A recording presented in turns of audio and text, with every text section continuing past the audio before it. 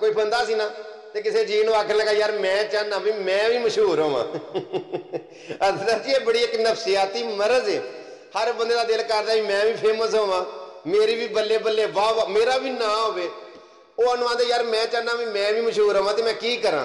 वो आंदा ये किहड़ा औखा काम है, मसीते पखे लवा आप ही तेरा ना होएगा, हर बंदा तेरा जिक्र करेगा, तू मशहूर होएगा।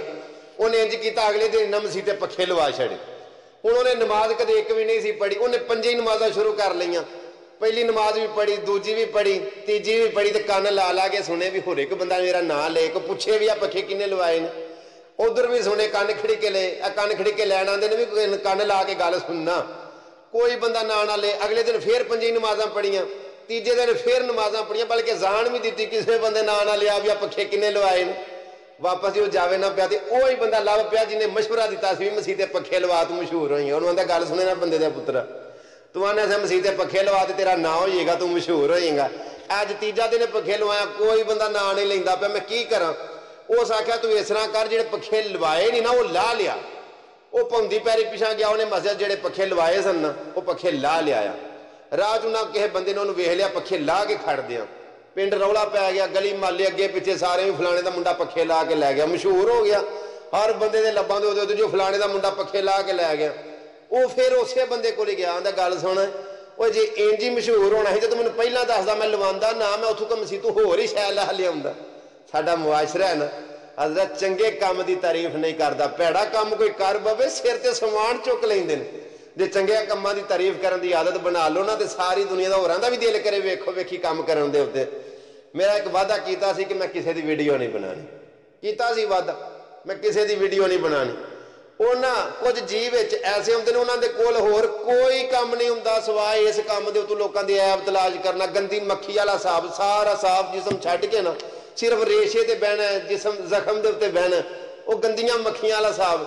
खैर मैनू ना बड़िया लोगों तंग किया भी, कदे कुछ किया भी है, कदे किसी ने कोई शायद दी भी है, निरा ला नहीं घर छड़े। मैं एक निक्की जी झलक ना बना के ना वीडियो मैं विखाई भी, आ वेखो मैं काम लगा तो मैनू काम करन दिओ। हुण वो जिहड़े बंदे आंदे सन भी कदे कोई किया भी आ, निरा ला नहीं कर छड़े, किसी ने कोई शायद दी भी है, उही बंदे पैंतरा बदल गए, साइड ही बदल गए। वही बंदे फिर उल्टा कमेंटां दे विच आ गया, अच्छा लोगों की तू तजलील करनी, तू इज्जत नफ्स मजरू करन लग पिया। मैं गया दुनिया तेरे मिजाज का बंदा नहीं हूं मैं। वो किसी सियाने बड़ी सोहनी गल की, उन्हें आख्या दातरी नूं एक पासे दंदे ने, इस दुनिया नूं दो पासे नहीं चौं पासे दंदे ने, नहीं टिकण देंदी। एक मैं गल आखरी तुहानूं दसदा जावां, अगर तुहाडी वजह तो किसी की अख दे विच अथरू आवे ते ओहदा गुनाह तुहानूं हुंदा है। अगर तुहाडी वजह तो किसी की अख दे विच अथरू आवे तो तुहानूं गुनाह हुंदा है, ते जे तुहाडी वजह तो किसी दे लब्बां दे उत्ते मुस्कुराहट आवे, हासा आवे, ते तुहानूं ओहदा कोई अजर नहीं। अगर तुहाडी वजह तो कोई हसदा है, कोई खुश हुंदा है, तो तुहानूं ओहदा कोई सवाब नहीं मिलना। बड़ा अजर है लोकां दे विच खुशियां। मेरा एक ना जिंदगी दा ख्वाब सी, मेरा ख्वाब यह सी कि लोकां दे चेहरे दे उत्ते मुस्कुराहट आवे ते ओहदी वजह मैं बना। अल्हम्दुलिल्लाह मैं अपने मकसद नूं चलिया।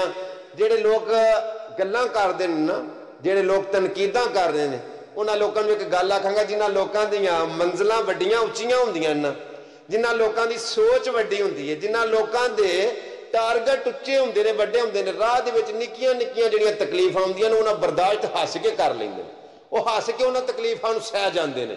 एक गल मैं तुहानूं आखिरी दसदा जावां, सुणांदा जावां, वड्डियां सिरां दीयां वड्डियां पीड़ां हुंदियां ने। जिहड़ा बंदा तुहानूं नीचा वहाना चाहुंदा है ना, अपने ज़हन दे विच सोच लवो कि वो बंदा अपने आप नालों तुहानूं उच्चा समझदा, तां तुहानूं नीचा वहाना चाहुंदा है। अच्छा कंड पिछे गल्लां उन्हां दियां हुंदियां जे जिन्हां दे विच कोई गल हुंदी है।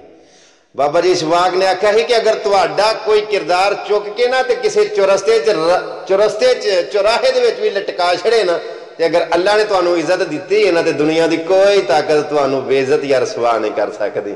वा तो इज्जो मन तशा वा तो जिल्लु मन तशा।